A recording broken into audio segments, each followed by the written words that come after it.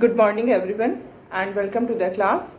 We are doing the chapter diversity and discrimination, and under this chapter we are discussing how diversity of the people becomes the reason for discriminatory behavior by the society, by other people.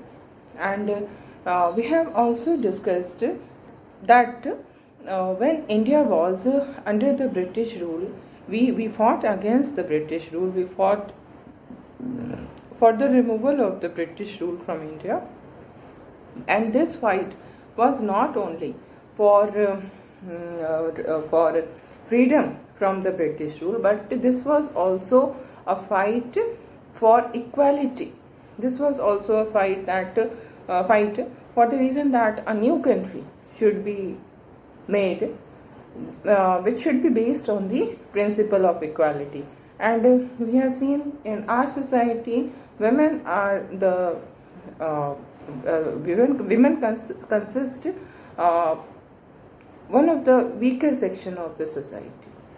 Other than women, Dalits are also weak in the society. Then tribals and peasants, they are also weak in the society. So we have seen that these Dalits, they were also doing movement. They were fighting for equal treatment. They were fighting to gain entry into the temples. They were fighting to gain entry into the schools. The women also fought for getting right to education. And the peasants and tribals, they were fighting against the money lenders who were charging very high rate of interest from these tribals and peasants because they were illiterate. They were very poor, very weak. That is why they were charged very high rate of interest. So we have seen how all these people fought for freedom of India. They all fought for a country where equal treatment should be done with all the people of the country. And in 1947 we got independence, and with this we see that we also got a constitution, a new constitution, है ना. 1946 से ही हमारी constitution making का process जो था वो start हो गया था. एंड 1949 के नवंबर में हमारा कॉन्स्टिट्यूशन बनकर तैयार हो गया था, जो कि 26 जनवरी 1950 को इम्प्लीमेंट किया गया था. तो ये जो हमारा कॉन्स्टिट्यूशन है, ये इस कॉन्स्टिट्यूशन में जो प्रोविज़न्स किए गए वो सारे प्रोविज़न्स इस बात पर ही स्ट्रेस करते हैं, फोकस करते हैं कि सबके साथ इक्वल ट्रीटमेंट होना चाहिए. किसी को भी कास्ट के बेसिस पे, जेंडर के बेसिस पे, कलर ऑफ द स्किन के बेसिस पे या रिलीजन के बेसिस पे उनके साथ किसी भी तरह का डिस्क्रिमिनेशन नहीं होना चाहिए, है ना. हर किसी को इक्वल राइट्स होना चाहिए. ये सब सारी चीज़ें हमारे कॉन्स्टिट्यूशन में दिया गया है ना, कि हर कोई, everyone has equal rights and opportunity. This is very important, है ना.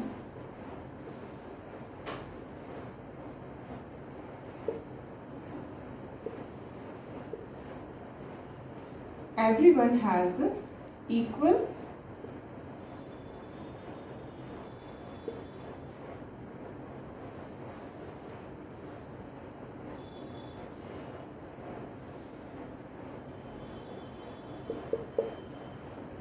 हर किसी के पास इक्वल राइट्स होने चाहिए और इक्वल अपॉर्चुनिटीज़ होनी चाहिए.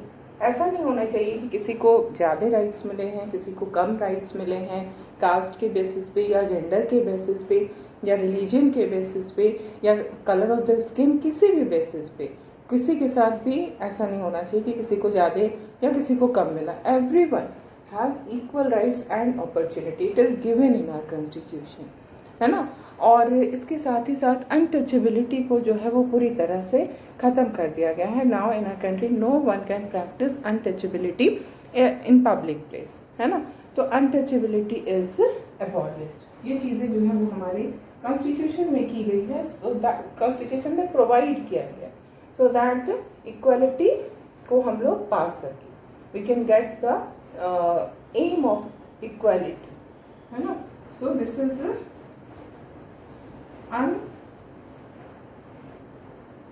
untouchability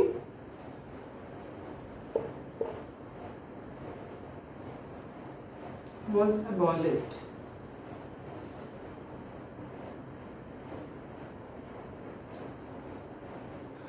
ठीक है.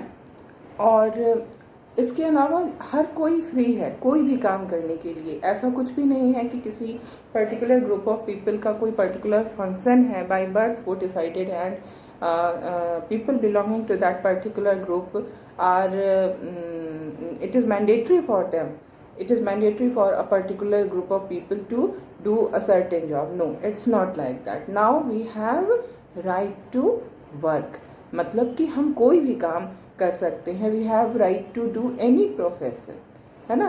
अब हमारे पास गवर्नमेंट जो है उसने हमें ये आज़ादी दी है कि हम कोई भी काम अपने हिसाब से चूज कर सकते हैं, है ना.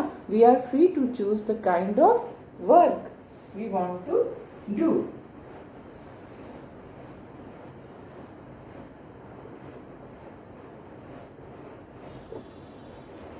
We are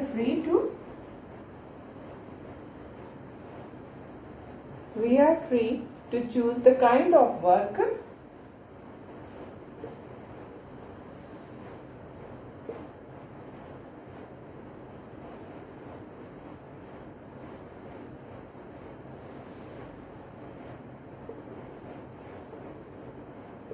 जिस तरह का काम हम करना चाहते हैं हम वो कर सकते हैं. अगर हमारे अंदर ऐसी टैलेंट है तो और हमारे अंदर इस तरह की एबिलिटीज़ हैं तो हम वो काम कर सकते हैं. कोई भी हमें कास्ट के बेसिस पे या जेंडर के बेसिस पे या रिलीजन के बेसिस पे या कलर ऑफ द स्किन के बेसिस पे कोई हमें नहीं रोक सकता है ना. तो this is also done by the constitution.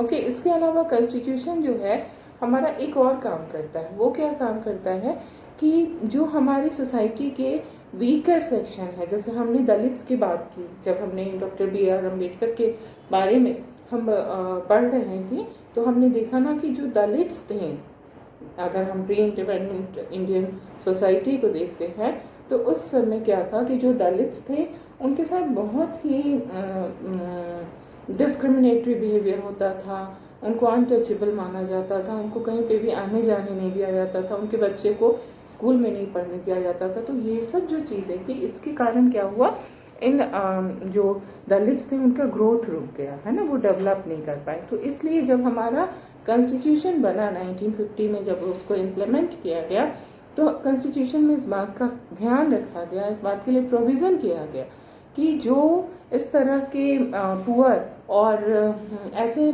Communities हैं जिनके साथ पास्ट में बहुत सारे इल ट्रीटमेंट हुआ है, लाइक जो दलित्स हैं, है ना, उनको कुछ स्पेशल उनके लिए प्रोविज़न किया जाए ताकि उनका डेवलपमेंट हो सके और वो बराबरी पे पहुंच सके. जो other so called upper caste है सोसाइटी की उनके साथ वो बराबरी पे पहुंच सके.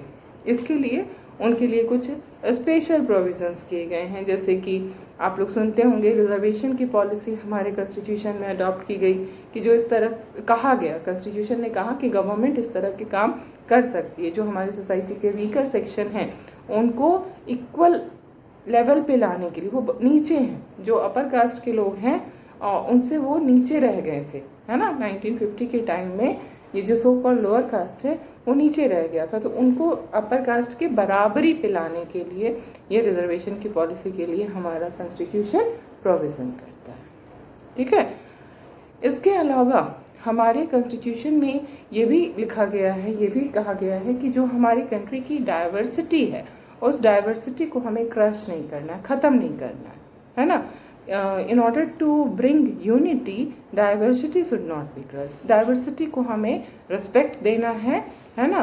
और जब हम डाइवर्सिटी को रिस्पेक्ट देंगे तभी इक्वालिटी आएगी. क्योंकि जब हम डाइवर्सिटी को सप्रेस करते हैं, डाइवर्सिटी को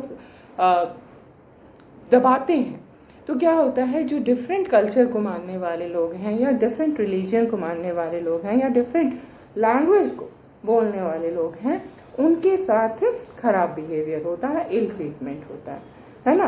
तो डाइवर्सिटी को रिस्पेक्ट देना हमारे कॉन्स्टिट्यूशन का एक बहुत ही इम्पॉर्टेंट एलिमेंट है।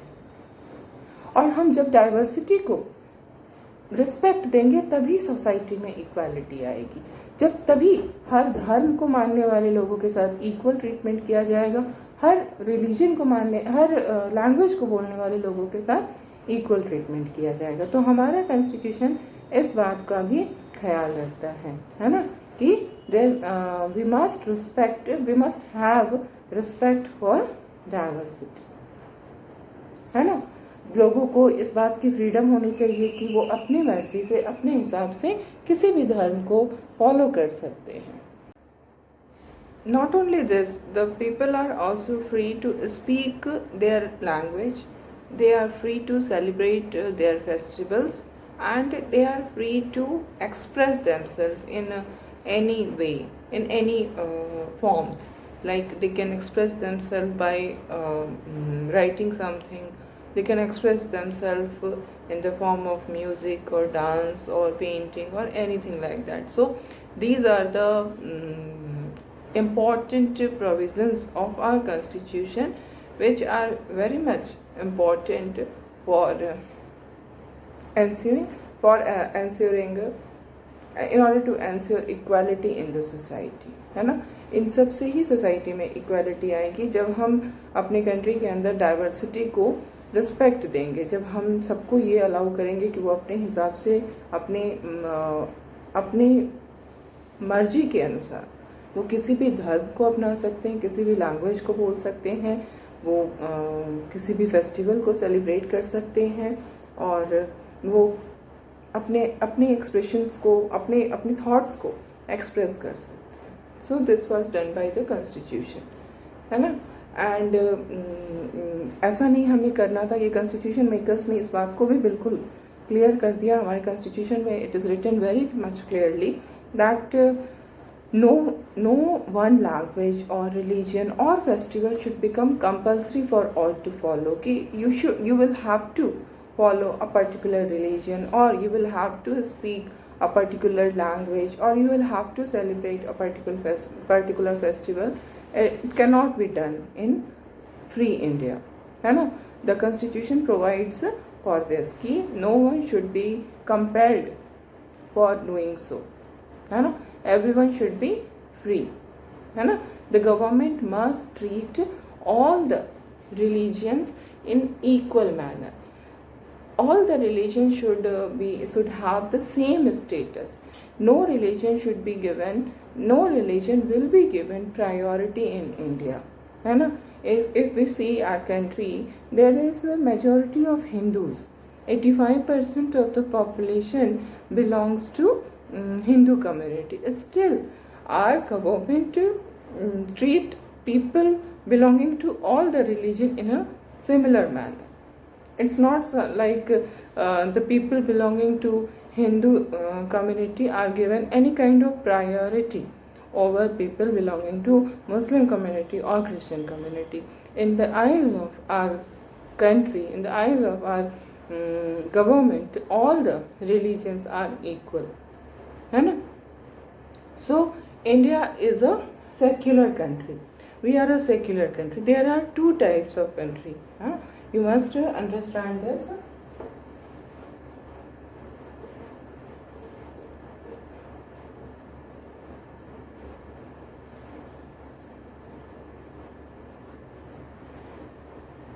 There are two types of country. The first is religious country.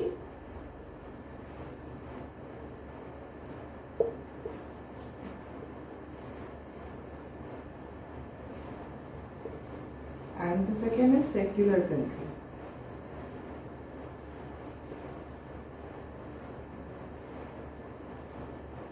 तो जो रिलीजियस कंट्री हैं उनमें क्या होता है कि किसी सरकार का एक ऑफिशियल रिलीजन होता है, और जो भी गवर्नमेंट का ऑफिशियल रिलीजन होता है उसको प्रायोरिटी दी जाती है, ठीक है। लेकिन उसके बिल्कुल ऑपोजिट होता है हमारा सेक्युलर कंट्री, जिसमें कि हम ये देखते हैं कि all the religion are equal. The government treats people belonging to any religion in equal manner, है ना.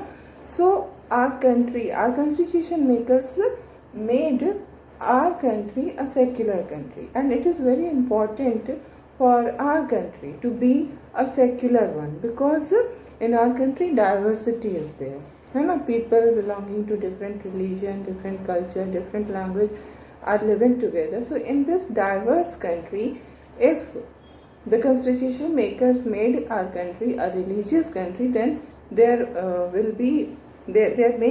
would have been problem of majority and minority, है ना.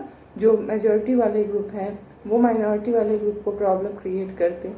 इसीलिए क्योंकि हमारे कंट्री में अलग अलग धर्म को मानने वाले लोग रहते हैं, इसीलिए हमारे जो कॉन्स्टिट्यूशन मेकर्स थे उन्होंने इस बात को ध्यान रखा कि हमको डाइवर्सिटी को क्रश नहीं करना है, बल्कि डाइवर्सिटी को हमें प्रमोट करना है. और इसलिए उन्होंने इंडिया को एक सेक्युलर कंट्री बनाया. उन्होंने हर लोगों को रिलीजन की freedom the. All the people of India have the freedom of religion. It means that all the people are free to practice and follow their religion, है ना. they are completely free. They are without any fear or discrimination. They are free to practice and follow their religion, है ना. So this is very important for equality as well as for the unity of the country. As I told you earlier also, if suppose the constitution discriminate between people on the basis of religion or culture or anything like that, then our unity will be undermined, because in that situation when discrimination is there, there will be some people who are discriminated against will be dissatisfied, and these people will protest against the government. Many times these people will may use violence against the government, so which will cause harm for the unity of the country.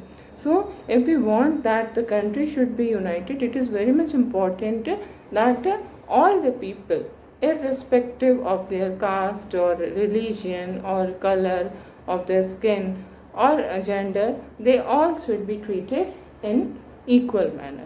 So this is our constitution, है ना. All these which we are discussing, whatever we have discussed in today's class, all these are written down in the constitution. और जो भी constitution में written down है उसी को हम कह रहे हैं क्या, provisions of the constitution, है ना. But still what we find कि in spite of all these provisions of the constitution, and in spite of provision of equality in the constitution, we find that inequalities are still existing in our society even today. We are not talking about history. When we were discussing the story of Dr. Bhim Rao Ambedkar, that was the story of the year 1901, है ना. But today, even after almost 70 years of our independence, even after 70 years of the implementation of the constitution, we find that in our society equality is not something which is achieved. Still the people are behaved in ill-mannered. People are ill-treated on the basis of their religion, on the basis of their caste, on the basis of their gender, on the basis of the color of their skin, on the basis of their place of birth. So these are the basis on which we find that discrimination is still going on, है ना. So it is equality is our goal. It is a value that we have to keep striving for, and it's not something that only by writing in the constitution the all kind of inequalities will be abolished from the society. It's not practically possible. Constitution में सिर्फ लिख देने से, constitution में सिर्फ provision कर देने से ऐसा नहीं होगा कि ऑटोमेटिकली बस लिखने भर से कॉन्स्टिट्यूशन में हमारी सोसाइटी में इक्वालिटी इस्टेब्लिश हो जाएगी। Actually in order to establish equality we have to strive for that.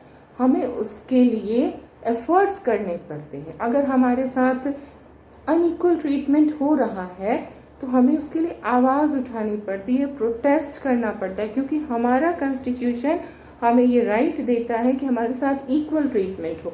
But still if the government or any private organization or any individual is not treating any person in an unequal is not treating any person in an equal manner, then that person has the right to protest against that kind of behavior. और जब वो protest करेंगे, they can also take the judicial, they take the legal action also, है ना, because right to equality is a fundamental right, and if anyone is violating this fundamental right, then we can approach the judiciary, the courts also. So what is the need? The need is to be aware of the provisions of the constitution, whatever written in the constitution, that can become true only when we will act for that. जब हम उसके लिए effort करेंगे, जब हम उसके लिए काम करेंगे, तब वो इम्प्लीमेंट होता है। सिर्फ लिख देने से वो अचीव नहीं हो जाता है, बल्कि उसको अचीव करने के लिए हर इंसान को स्ट्रगल करना पड़ता है, मेहनत करनी पड़ती है, लड़ना पड़ता है, प्रोटेस्ट करना पड़ता है, लीगल एक्शन, लीगल रूट को अपनाना पड़ता है। ये तो इंडिविजुअल लेवल पे हम ये कर सकते हैं। और दूसरी चीज़ जो गवर्नमेंट कर सकती है, गवर्नमेंट जो कि कॉन्स्टिट्यूशन को इम्प्लीमेंट करती है, तो it is also the responsibility of the government की that the government should make arrangements for bringing equality in the society, है ना। ये गवर्नमेंट को भी इसके लिए कंटिन्यूसली एफर्ट करना होगा इक्वालिटी को अचीव करने के लिए। तो दोनों तरफ से एफर्ट होगा। Common people will also have to make efforts and the government will also have to make effort in this direction. Then only an equal society can be created. Okay, so this is all for your whole chapter is discussed, and now we will do the question answer. Some of the questions which are given at the end of your chapter, we will see those questions. So first of all, we see the question number 1 is the match the following statements in a way that challenges stereotype. There are 2 columns, है ना, you have to match them, match the statements, and you have to match the statements in such a manner that these 2 statements will challenge the stereotype. जो stereotype है वो उसको challenge कर रहे हैं, उसके अगेंस्ट हैं, बिकॉज स्टीरियोटाइप कभी भी अच्छा नहीं होता है। स्टीरियोटाइप में जब भी हम स्टीरियोटाइप कर देते हैं, किसी भी इंसान के लिए एक इमेज बना देते हैं, तो ये गलत होता है। तो हमें उस स्टीरियोटाइप को चैलेंज करना है, स्टेटमेंट्स को ऐसे मैच करना है जिससे स्टीरियोटाइप्स जो है वो चैलेंज हो जाए, है ना। तो कैसे है, क्या है, वो हम लोग देखते हैं अभी कौन कौन से स्टेटमेंट्स हैं।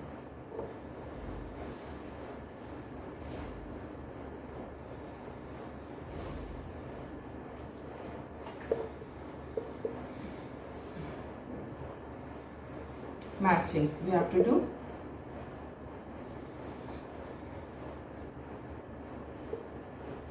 ठीक है, अब हम देखेंगे पहला स्टेटमेंट क्या है। So the first statement is 2 surgeons were sitting down to lunch when one of them made a call on the mobile phone। ठीक है, 2 सर्जन्स जो हैं, सर्जन मतलब जो सर्जरी करते हैं, डॉक्टर्स, है ना। तो 2 सर्जन हैं, वो दोनों लंच कर रहे हैं, तभी उनमें से एक जो है वो अपने मोबाइल कॉल पे फ़ोन करता है। जबकि इसको हम क्या कहते हैं, दिस इज़ एक तरह का ये जो एक एटिकेट कहा जाता है कि जब हम खाना खा रहे होते हैं, दो लोग साथ में खा रहे होते हैं, तो अब ये एक जने जो है वो फ़ोन कर रहा है, तो ये तब तक फ़ोन नहीं करना चाहिए जब तक कि बहुत इमरजेंसी ना हो, ऐसा कहा जाता है। ये एक स्टीरियोटाइप है कि अगर आप खा रहे हैं तो आपको किसी को भी कॉल नहीं करना चाहिए उस तरह से, जिसके साथ आप खा रहे हैं उसके लिए वो डिसरिस्पेक्टफुल होता है। बट ये जो सर्जन्स है, दो सर्जन्स जो आपस में बैठ के लंच कर रहे हैं, उनमें से एक कॉल करता है। क्यों कॉल करता है? इस फर्स्ट स्टेटमेंट को हम किसके साथ मैच कर सकते हैं? जो फर्स्ट स्टेटमेंट है that the two surgeons were sitting down to lunch when one of them made a call on the mobile phone. Statement जिससे हमें मैच करना है, नंबर 1 में suffer from chronic asthma. No, it will not be matched with this statement. The second statement is to become an astronaut, which she did. This is not the correct statement to be matched. And then the third one is to speak with her daughter who had just returned from school. क्या है? क्यों surgeon ने किसको phone किया? अपनी daughter को phone किया है। क्यों फ़ोन किया? क्योंकि उसको उससे बात करनी है, वो अभी तुरंत स्कूल से वापस आई है, तो ये उसके लिए बहुत ज़रूरी है कि वो अपनी बेटी से स्कूल वापस आने पर वो फ़ोन करके उस समझ ले कि वो सही से घर पे वापस आ गई है, पहुंच गई है, और दिन में उसके साथ स्कूल उसका कैसा रहा, ये सब कुछ बातें वो हर दिन करते हैं। तो इट डज़ नॉट मैटर कि if he is having lunch with someone then he should not call, still he is calling his daughter. तो this statement, the statement number 3, A will be matched with statement number 3 because this third statement is challenging the stereotype, है ना.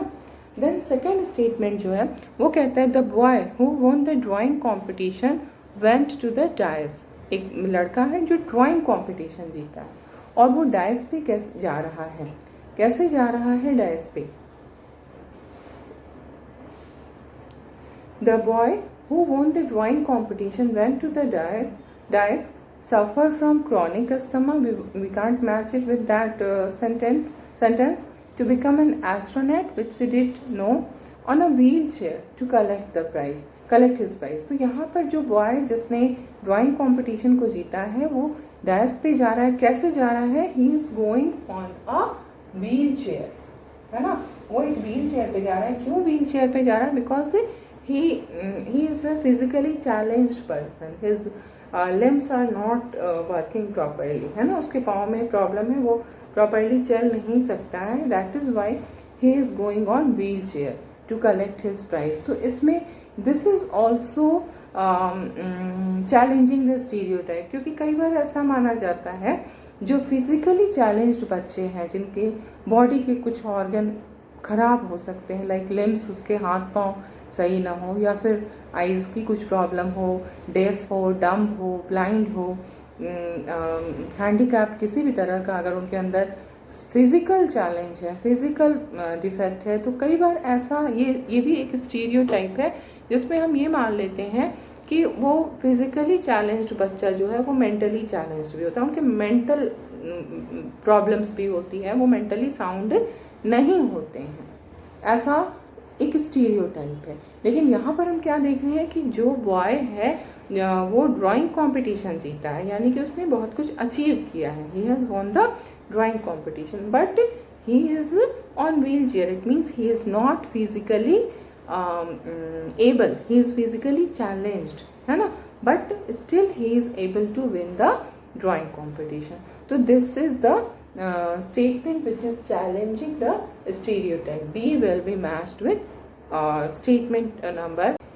And now we will see the third statement. The third statement is one of the fastest athletes in the world. जो world में fastest athlete, one of the fastest athlete, जो बहुत सारे fast जो athletes हैं. Athlete क्या होते हैं? एथलीट्स का मतलब जो दौड़ने वाले होते हैं, है ना. एथलीट्स, एथलीट का मतलब जो दौड़ने का रेस लगाते हैं. तो जो दुनिया में सबसे तेज दौड़ने वाले हैं, one of the fastest athlete in the world suffers from chronic asthma. ठीक है, it will be matched with this. Statement number C जो है वो फर्स्ट से मैच किया जाएगा। कई बार ये माना जाता है कि जैसे जो एथलीट है वो बहुत ही स्ट्रॉन्ग है, उतना वो तेज़ दौड़ने वाला है, दुनिया के सबसे तेज़ दौड़ने वालों में से वो एक है, तो उसको कोई फिजिकल प्रॉब्लम नहीं होना चाहिए, बिकॉज ये एक स्टीरियोटाइप है कि जो स्पोर्ट्स में इतना अच्छा है उसको कैसे कोई फिजिकल प्रॉब्लम नहीं होगा। लेकिन दिस वर्ल्ड का जो फास्टेस्ट एथलीट्स में से एक है, वो क्रॉनिक अस्थमा से उसको प्रॉब्लम है। क्रॉनिक अस्थमा क्या हुआ कि बहुत ज़्यादा जिसको अस्थमा की शिकायत होती है, जिसमें अस्थमा का मतलब होता है बीमारी होती है जो हमारी लंग्स से रिलेटेड होती है, जिसमें हमको सांस लेने में दिक्कत होती है, लंग्स को पूरा ऑक्सीजन नहीं मिल पाता है और बहुत परेशानी होती है, जिसको हम लोग अस्थमा कहते हैं, जिसको हिंदी में आम बोलचाल में हम लोग सांस फूलना भी कहते हैं। तो ये एक स्टीरियोटाइप है कि जो इतना तेज दौड़ने वाला बंदा है उसको तो हो ही नहीं सकता है अस्थमा, बट ये है। तो दिस स्टेटमेंट जो है फर्स्ट स्टेटमेंट वो स्टीरियोटाइप को चैलेंज कर रहा है। So we will continue this in the next class.